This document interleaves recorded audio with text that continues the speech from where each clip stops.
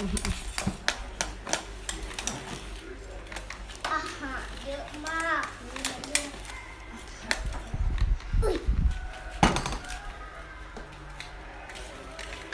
นี่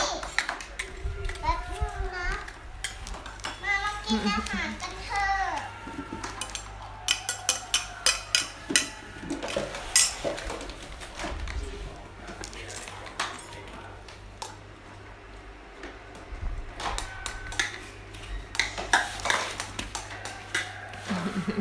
ได้ได้บอกว่าเห็นละ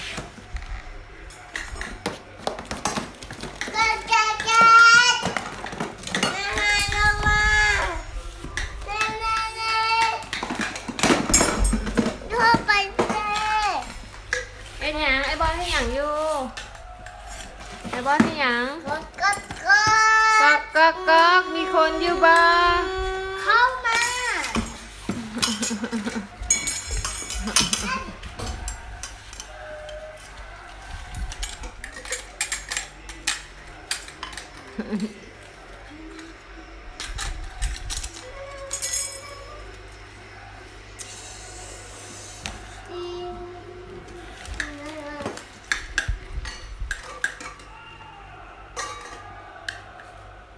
บนจำหัวน้องแหงเด้อลูกเด้อ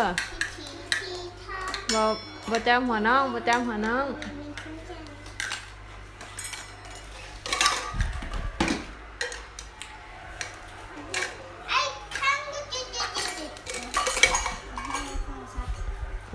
ให้ลาจะได้รักกับปอยเด้อลูกโอ้ไม่กินน้ำไม่กินข้าวนะลูกก็บอกจับจุ๊บโอ้ดูลูกบอกจุ๊บปากไหมลูกลิ้นคิดตัวบอกจุ๊บปากเนาะไอ้บอสกับไรจุเนาะกินข้าว